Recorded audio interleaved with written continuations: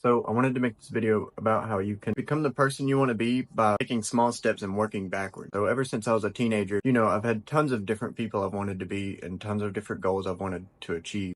I think at some point we all want to change. But growing up, my parents never put any ideas in my head about what I should think, how I should act, or what I should do. And, because of that, I'm forever grateful. But also, ever since I was a teenager, it's been a constant cycle of evolving and changing and trying to find who I want to be. So that's exactly what I did. At one point, I was a bodybuilder. I was a drug dealer. I was a surfer dude. I was a realtor that was not very successful. And now what I think I am today. In fact, I never started out as any of those people. And all of those people are very different from who I am today. But when I wanted to become those things, I was so worried about the opinions of others because I was nothing like the people that I wanted to become. I knew this. Everyone around me knew this. I was afraid to challenge those beliefs because of my own thoughts and what others would think. So why is this important? I think the people who we were in the past wasn't a mistake, but to become who we're meant to be, we have to go through different phases of upgrading ourselves. And maybe right now you're in a place where you want to change. And there's something you want to do or something you want to be. You know deep down, everyone around you knows that you're not that person. So to some extent, you feel like a fraud. You feel like an imposter. And I get it. I'm the same way. I was the same way when I was trying to become the people that I was in the past. But I realize now how I was able to change while also not wanting to contradict my own thoughts and the thoughts of other people. Now, this is not good. You should not try to change around what other people think, but because I did this, I was able to learn a good way of changing with persistence and consistency and without getting burnt out. But the truth is, most people believe in what they're not more than what they could be or what they are. And because I'm so worried about the opinions of others, I essentially worked backwards to achieve the goals and become the people that I wanted to be. And so when you work backwards to achieve your goals and become the people you want to be,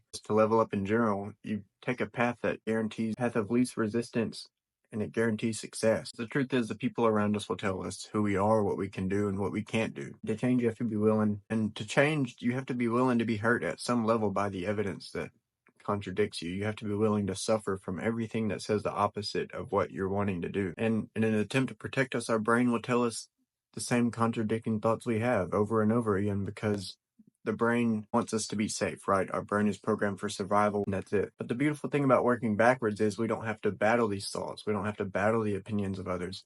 Now we do to some extent, but not. Now we do to some extent, but we can still have confidence when we're taking these steps and doing these things. Now, essentially, to do something different, you have to change who you are, right? And this is hard to do for a lot of us, and this is why working backwards is so important. Can't convince ourselves that we're a runner, yet we've never ran before. We have to do the things that a runner does until we've built up enough confidence and evidence that says we are who we are. So there's 4 steps to actually working backwards. First one is to actually start small. Before you can be a pianist, you have to play the piano. Before you can be a bodybuilder, you have to work out. Before you can become a golfer, you have to play golf. So essentially, instead of trying to hit a hole in one, just practice hitting the ball. Let's say you want to become a runner. Instead of trying to run a marathon that first day, why not run for 5 minutes daily for a month? And as your confidence grows, as you do this every day, you'll run 10 minutes and then 30. And then you'll run an hour every day. When you look back, you'll have ran every day for a year. So 90% of actually becoming who you want to be is just showing up. The mind and the belief and the confidence and the evidence will follow. So take those small steps. However, this applies to you. And once you're doing that, the second step is to let this evidence build up. There's a quote by Alex Hormozy: "You don't become confident by shouting affirmations in the mirror, but by having undeniable proof that you are who you say you are." So that's the essence of working backwards, is that we're building up undeniable proof to say that we are who we say we are. Too many times we convince ourselves that to have massive success in something, we have to take massive steps. That's just not the case. And this is why working backwards is so beneficial, because we're able to take small steps that are easy to take, and we can do this over time and let this evidence compound into proof saying we are who we are. But do you see the importance of working backwards, taking small steps to actually become the people you want to be, to do what you want to do? Every action you take, big or small, will take you closer to who you want to be or further away. The goal is to let these small steps compound into evidence. Now, the third step: as we're building our confidence, as we're taking these small steps, we want to begin to change our identity. Because if we fail to align our identity with what we're doing, it won't last. You have to associate your pride and your identity with your goals. If you align those things with your goals, you'll fight tooth and nail for whatever it is. So becoming the person that does what you're wanting to do is the most important part of this process, but we can't do that. Most of us can't do that until we work backwards, build up evidence, to say that we are who we are. And each day you'll have more proof, oh, that this is who you're becoming. This is who I'm becoming. This is what I'm doing. I'm doing this. So as you're building up these small steps,